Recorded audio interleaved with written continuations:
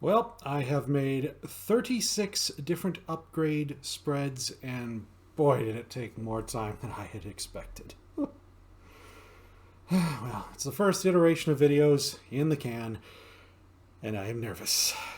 I have put months and months of work into these, and well, I don't know how the community is going to react. There are some pretty big mistakes that I know I've made, but I also figure there's no way I haven't made some pretty big mistakes along the way that I haven't yet noticed. But without feedback from the communities, I won't know what those mistakes were. I'm hoping that they understand I plan to iterate and that the suckiness of half my ideas is a problem they can help solve. They can help me unfail.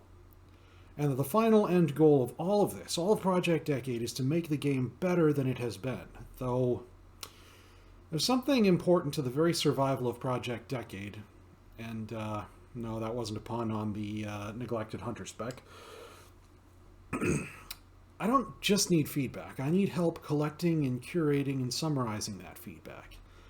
If I don't get some volunteers, there's a solid chance this project will become a bust so fast. I mean, keep in mind, I started this project all the way back in June of 2021. And to make 36 different spreads of upgrades, 37 as a matter of fact, since I did one for melee survival hunters and one for ranged, but to put all of those in their own videos, look how long that took. Getting feedback on all 37 of these in a timely manner is way more than one human being could do, or even if they were working on it full time. And I'm doing this project in my spare time, outside of my day job. I've only got a few hours to devote to it per day, maximum. I want to make Iteration 2 awesome. I want to unfail where I have failed. I want to make things even better wherever I did decently. And I hope other players want that too. I hope you can get excited enough about the potential of the semi-borrowed power upgrade system to the point where you will be willing to help me collect and summarize feedback so that I'll know what to put in Iteration 2 for each spec. Given how much time and effort it's taken for me to put these together, I also have to say this. If I don't get volunteers to help me, other players who will read the feedback, summarize it, and tell me what to do in the next iteration, then this whole project is going to fall flat on its face, or at the very least take way, way more time. Seriously, there's a solid chance that in the near future, I'm going to end up making a video that says, sorry people, but I can't proceed with Project Decade. I didn't get enough volunteers, so it's not doable. I don't want to have to do that. It'd be throwing away, 5 months of work. But it's not up to me. It's up to you, the community. I'm also hoping that there were at least a few strokes of brilliance or fun, or at the very least things that piqued players' interest. Because the more of those there are, the more likely people will actually care about the semi-borrowed power upgrade system. And if people don't care, then there's going to be no feedback. Especially, there won't be any volunteers, and either of those is just going to kill the project. So I hope you were looking at this and either seeing the potential to get cool stuff or an opportunity to get cool stuff if you or I or Blizzard cooks up good upgrades for you. To be honest, I like things better in the old days, in the Burning Crusade, Wrath of the Lich King, and Cataclysm, when we got new abilities to play around with in every expansion. Our rotations could be tweaked. Sometimes we'd get new capabilities that we didn't even have before. When we really got things we'd wanted, it was like Christmas morning when an expansion came out. I want that in the game again. And I hope that in these videos you got at least a little taste of that, or recognize the potential in it. So please, keep the feedback coming and keep the volunteering coming. I have to say though, when I started on Project Decade, but it was way before the news of the scandals and lawsuits and all of that. It was shortly after patch 9.1 came out that I started. And at the time, I realized morale was sinking, both among the World of Warcraft community and probably over in Irvine, California as well. Even before the news of the scandals and lawsuits broke, things were in a downward spiral. I had hoped that Project Decade would gather enough steam to get the developers' attention and then show them what kinds of things get players excited. And since the devs would, in principle, be looking for something, anything, to turn World of Warcraft around, I figured there was a chance, however small, that they just might take or at least derive inspiration from my or my feedback givers' ideas. Of course, I also started on Project Decade before the Community Council news broke. I have sent my application to join the Community Council. Don't know what, if anything, will come of that. I mean, if Blizzard is open to the idea that they need to change everything, from their habits to their priorities to their fundamental philosophies, that they need to build a new normal for World of Warcraft and its community that involves pivoting early and often based on player feedback, then the Community Council has a very good chance to improve just about everything, to really turn WoW around. But if Blizzard isn't prepared to change, then the whole Community Council is doomed right from the get-go.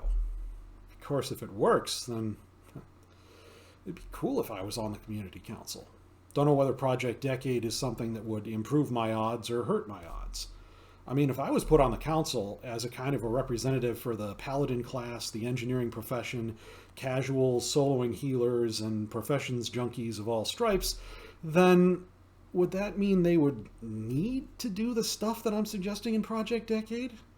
I mean, I end each one of my videos in Iteration 1 with this spiel where I say, maybe Blizzard has a really better idea for a player power system than mine, but even if they do, Project Decade will still be useful to them because it'll show them what'll get players excited.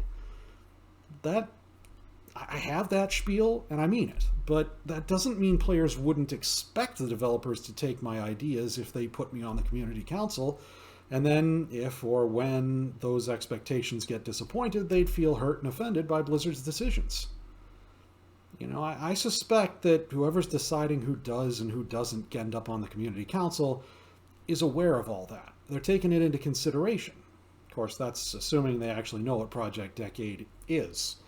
Of course, since I pasted a link to the playlist right in my application, they'd have to slip up pretty spectacularly not to know what Project Decade is.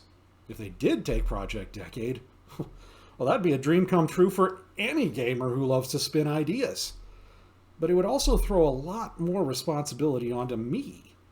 I started Project Decade around the time when patch 9.1 came out, thinking it might save World of Warcraft at the most crucial time in the game's history.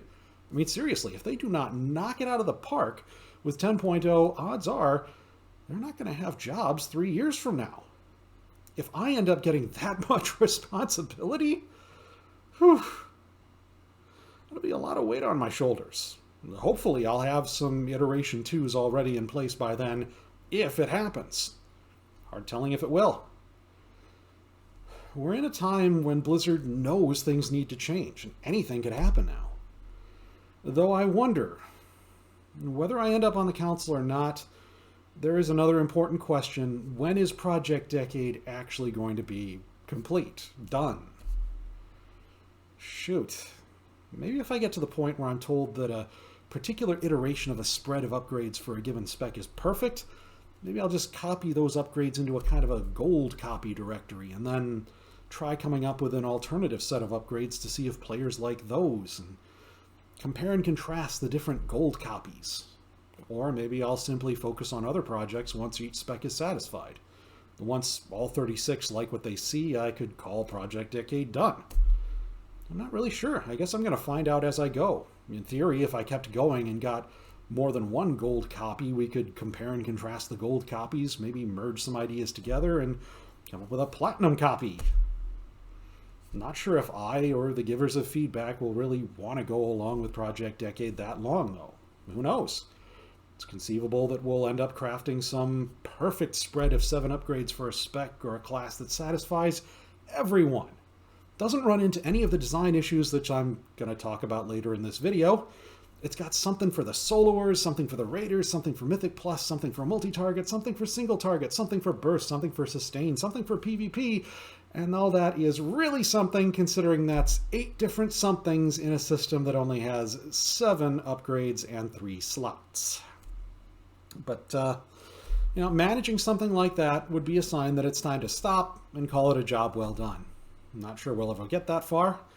The WoW team has struggled with this kind of design and balance for years, and our assumption that they could successfully balance things if they actually cared it's a pretty questionable assumption. Honestly, I hope that the Community Council, whether I end up on it or not, ends up proving to us that yes, the devs do care, and whatever it is that's been blocking them from making a good product for the last decade or so is finally out of the way. The rumor mill is that a lot of the decisions about World of Warcraft have been made and are being made by a small coterie of directors or managers or team leads, and that small coterie does not listen to feedback, regardless of whether it's from players or beta testers or even other developers who work for them. If that small coterie still has the final say in the game at this point, and I certainly hope they don't, and if they are not willing to be influenced by Project Decade or by the Community Council, then obviously Project Decade and the Community Council aren't going to have any effect, won't do any good. So hopefully the Community Council isn't just a way for them to tell us what their design philosophies are, and is instead a way for us to tell them what their design philosophies need to be. You know, back in 2008, when I was making the Does Blizzard Really Hate Paladins series on a Windows XP Movie Maker app, the problem I saw then was that Blizzard was so focused on what their vision for what the Paladin class should be that they lost sight of the fun factor. And I think that in a lot of ways, that's one of the big things that's holding back the developers from making the game the best it can be. They allow their vision for what covenants should be or what systems should be. In general, they allow their overall design goals to make them lose sight of the player experience. It's not that having design goals is inherently bad, it's not. And it's not that systems are inherently bad either. Design goals and in-game systems are both necessary for game development.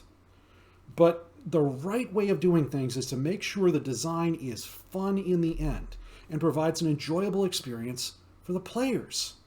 And that's what Blizzard has failed at for the last several expansions. Hopefully this project and or the Community Council will help them regain sight of the fun factor and player experience, and I hope they keep their eye on that prize more than anything else. Because that is what'll keep players coming back for more. Not systems, not design goals, but fun. If they recognize that and create a permanent new normal where player experience is king, they'll succeed. If they don't, WoW is going to die, and that much is that simple. The funny thing is, Blizzard's got some design philosophy problems, and I worry I might have ended up missing the mark with some of my own design philosophies too. For instance, one thing I worry about is that I built the semi-borrowed power upgrade system with the idea in mind that classes and specs problems would get solved through my system. I mean, providing solutions is all well and good, but that doesn't mean that some ways of providing solutions aren't better than others. For example, one of the weaknesses listed on Icy Veins for Arms Warriors was that there wasn't much that's exciting in their rotation. I tried to fix that problem by adding Ferocious Leap, which I kept calling Furious Leap for some reason, which was a high damage ability where the warrior throws his or her weapon, the weapon deals AoE damage where it lands, and then the warrior leaps after it and does a second dose of AoE damage when they land. And the ability's cooldown could be reset by auto attacks. That was meant to provide some excitement, but would a better way to solve that problem have been adding a new baseline ability? Like a high damage strike whose cooldown could be reset by auto attacks or by other abilities? It wouldn't surprise me too much if feedback told me that would be better than solving the problem via the upgrade system. I mean, two of my own specs problems were a lack of multi-target healing and a lack of damage ability with no cooldown. I solved those by unpruning two abilities, Holy Radiance and Denounce, because I felt like unpruning was a better solution than solving either of those issues through the upgrade system.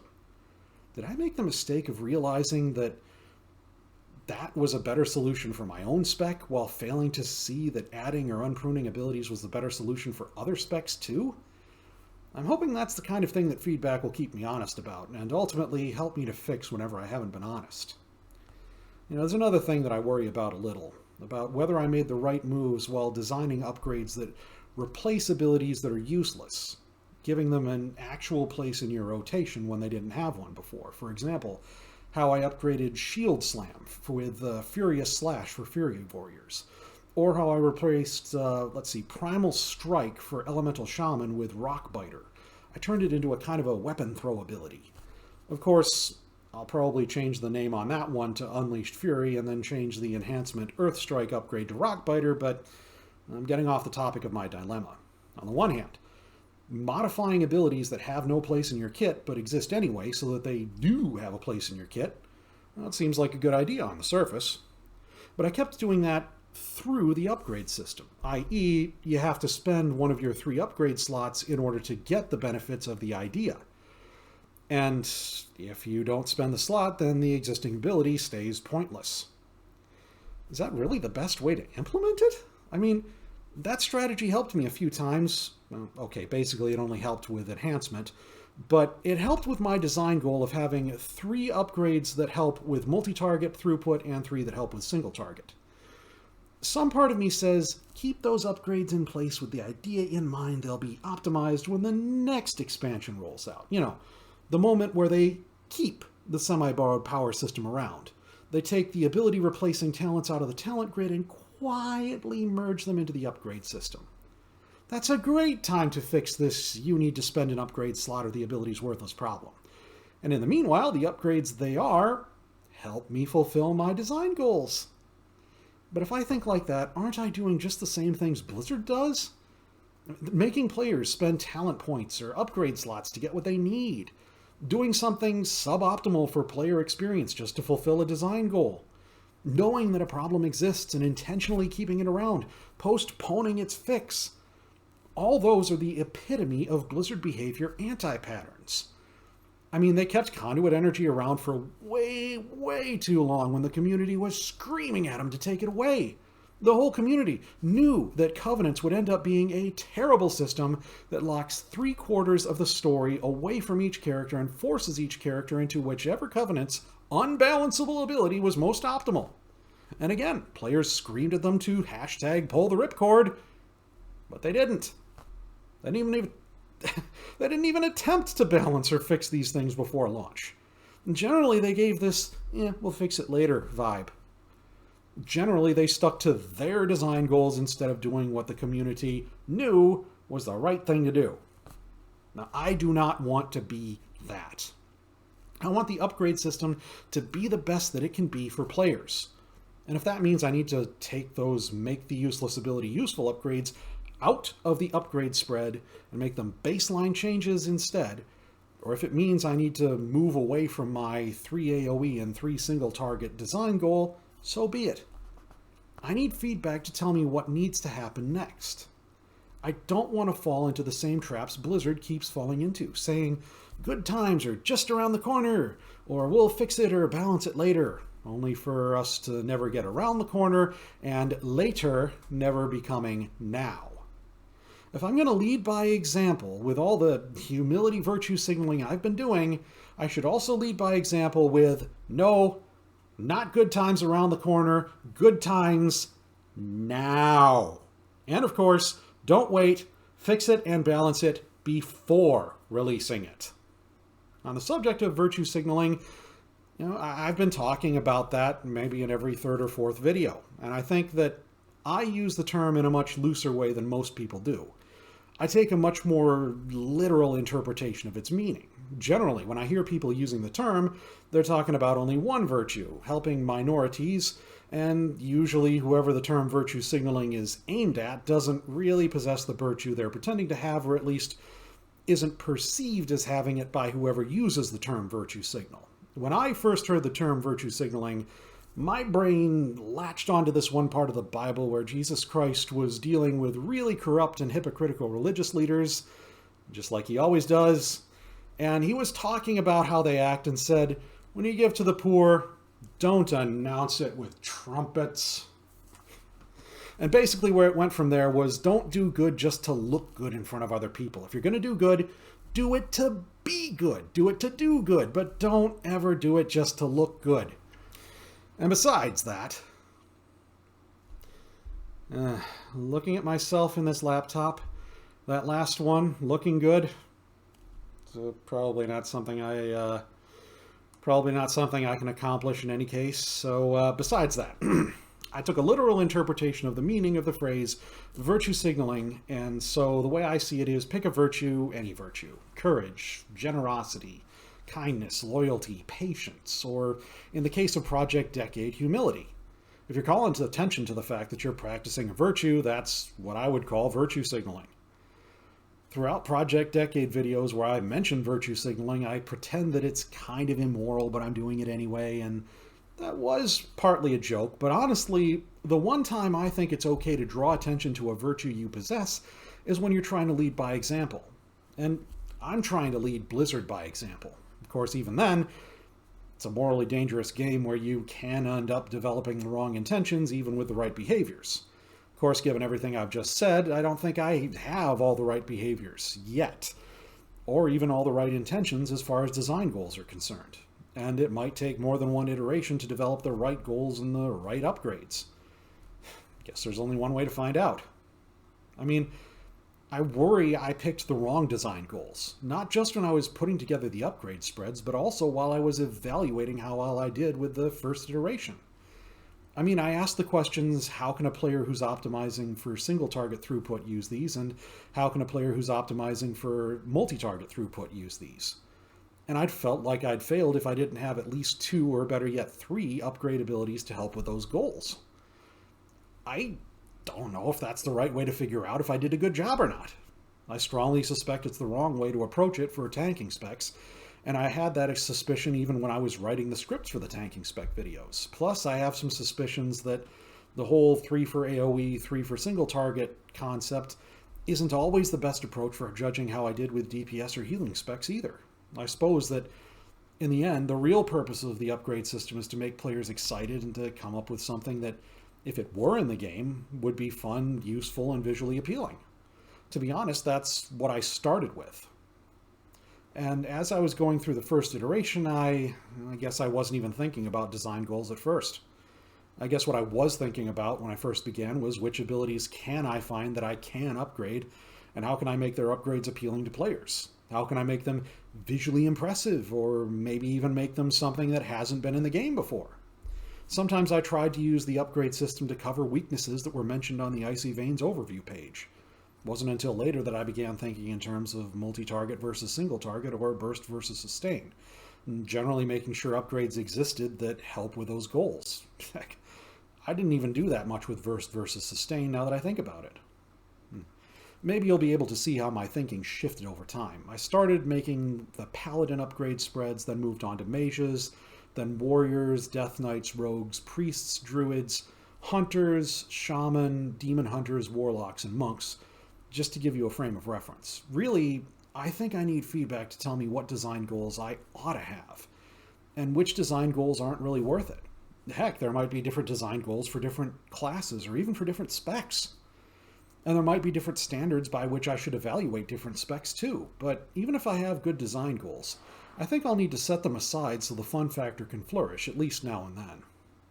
One other thing I worry about is, what if my upgrades create a scenario where the baseline ability that's being upgraded no longer has a place in the rotation now that the upgrade exists?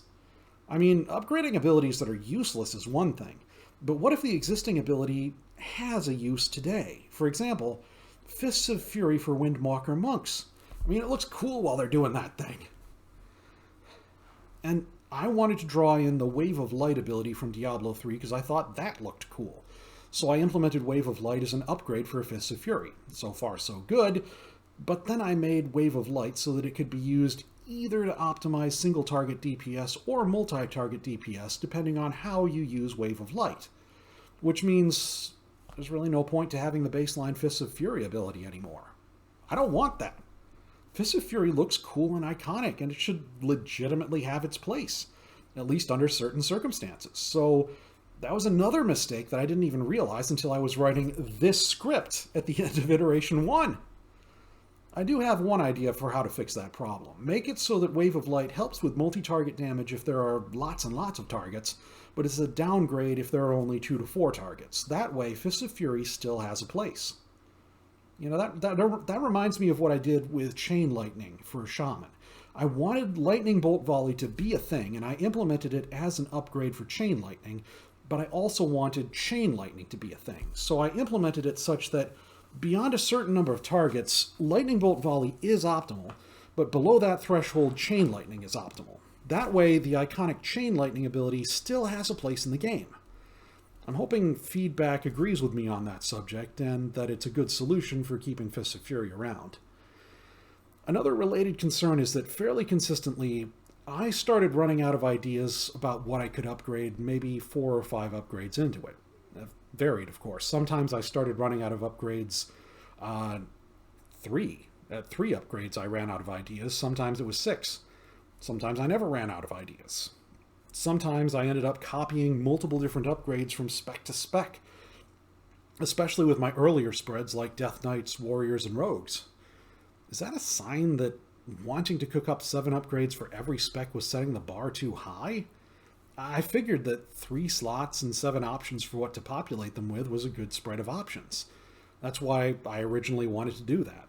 But would it be wiser if there were just 2 slots for upgrades and 5 choices for what to put in them? Or was it really better to have 7 for each spec? I mean, when I started running out of ideas, I started to upgrade other abilities like cooldowns, interrupts, mobility tools, crowd control, snap buttons, healing abilities for DPSers, and DPS abilities for healers. In general, I was forced to go off the beaten path by sticking to that goal of having 7 upgrades per spec. But going off that beaten path is sometimes good, and if Blizzard took my ideas as stated, hopefully after plenty of feedback and iteration, then me going off the beaten path would open up opportunities for players to go off the beaten path in the ways they can upgrade and spec out their characters. Is that a good thing? Or maybe a better question is it worth it? I'm hoping so, and I'll keep going like it's worth it, until and unless I'm told otherwise. But I wanted to voice my doubts about having 7 upgrades per spec just the same, so that people are aware of those doubts and can respond to them if my doubts are justified. One plus side is that healers probably should have some damage ability upgrades in their spreads. I mean, I've soloed as a Holy Paladin for the last 15 years, and that is a legitimate use case. It's one of the reasons why I had some of the Holy Paladin healing upgrades capable of dealing damage, and why I threw in straight-up upgrades to damage abilities. Which makes me wonder if I should have had living mushrooms for restoration druids capable of dealing damage too. Actually, in quite a few cases, I noticed I made some mistakes with a healing upgrade spread, like upgrading too few heals, or upgrading too many filler heals, or not upgrading enough multi-target heals. In a lot of those cases, I put about 3 upgrades for damage or utility abilities. I figure that when I fix those issues in Iteration 2, I'll end up modifying some of the healer's upgrades so they can function as damage abilities. Stuff like letting the Tributary upgrade for Chain Heal for a Restoration Shaman be castable on enemies to do some multi-target Frost Storm damage. Or maybe the Lifebind upgrade for Swiftmen for Restoration Druids being castable on enemies to do nature damage. Or heck, maybe even Chi Font or Breath of Heaven upgrades for Essence Font for Mistweavers. Maybe those would damage nearby enemies for Lightstorm damage. I mean, I already had quite a few healing upgrades that could be cast on enemies to deal damage in Holy Paladin spread, and that's because I solo as Holy, so I know that would appeal to me. And then I didn't apply the same philosophy to other healers. It sounds to me like I'm being hypocritical. Again, which I am not proud to admit, but you can't fix a flaw in yourself if you don't see it. If you don't admit to yourself that you have that flaw. So it's better I admit to that hypocrisy than that I don't, so I can do something about it. Plus, it lets players comment on whether these ideas on how to fix the perceived hypocrisy are any good. There's another observation about the upgrade system as a whole I'd like to make in retrospect. I keep noticing these things and adding notes about them to the end of this script as I notice them. I hope this ends up with a reasonably watchable video when I write this way. Anyhow, that other observation is that some of these upgrade abilities are only situationally better than the baseline abilities they're replacing, but others are objectively better in all situations where you'd use the ability at all. Is that okay? Is it a sign of me being biased in favor of certain classes, giving the ones I favor some objectively better upgrades and giving the ones I don't like upgrades that are only situational? I mean, one example that comes to mind is, again, Lightning Bolt Volley for Shaman. It would only really be better in situations where there's a lot of targets, more than Chain Lightning would hit, for example. Of course, in that case, part of the reason I didn't make lightning bolt volley optimal in all multi-target cases is because chain lightning is so iconic, I didn't want it to be taken out of the game altogether. As an example of an objectively better ability, let's say Chromatic Strike, which I made for Assassination Rogue's Mutilate ability. Chromatic Strike boosts damage all around and boosts auto attack damage. There's no situational upside to having Mutilate instead of Chromatic Strike, like there is for having Chain Lightning instead of Lightning Bolt Volley. Except maybe that not equipping Chromatic Strike means you can have other upgrades equipped. If that's enough, then that's enough. Though I also worry about scenarios where there are 4 abilities that optimize the same thing, say single target sustained DPS, and one of them would have to be less optimal than the other 3 under all circumstances, no matter what I do with the numbers. That would be a problem, since it would render one of the 7 upgrades useless. Hopefully evaluating these upgrades in the middle part is enough to nip that issue in the bud, but as I iterate going forward, I'll need to consider that. I think I've yacked on for long enough. I'd like to thank my current channel subscribers for giving me some pointers on what the best next steps are, showing these in the class discords and the class forums. Until and unless I get some volunteers, I'll probably go one class at a time, but shoot, I know I did better with some classes than I did with others. Do I get the bad ones out of the way first and then move on to the good ones? Or do I show the good ones first, since even those are a mixed bag, and then see how players react to my ideas of how to do better in the next iteration? Probably I'll do that second one. But I'd like to get some of the classes I did worse with, like rogues, warriors, and warlocks, out of the way early. Probably I'll end up with a mixed bag all along. My undereducated guess as to how well I did comparatively speaking was the best with shaman, the second best with mages, third best with paladins. Death knights, monks, priests, demon hunters, druids, and hunters are sort of mixed up in the middle and are generally mixed bags. Then rogues, warlocks, and warriors are the ones I did the worst with, probably in that order. Of course, I could be surprised to discover that players see problems with my upgrades that I never noticed, mooting a bunch of my ideas instantly. But then again, it's also possible players will turn out to like some of these more than I thought they would, or that players might not have the same goals I have. Or they might be satisfied with a spread of upgrades that don't help with multi-target damage hardly at all. I won't know what will happen until I start posting in the discords and forums. I sure hope all these months of hard work won't be for nothing. That would suck. Whatever happens, though, thanks for watching. Thanks for participating. And if I get enough volunteers to keep Project Decade going, I will see you in the next iteration. Or even sooner if you decide to volunteer.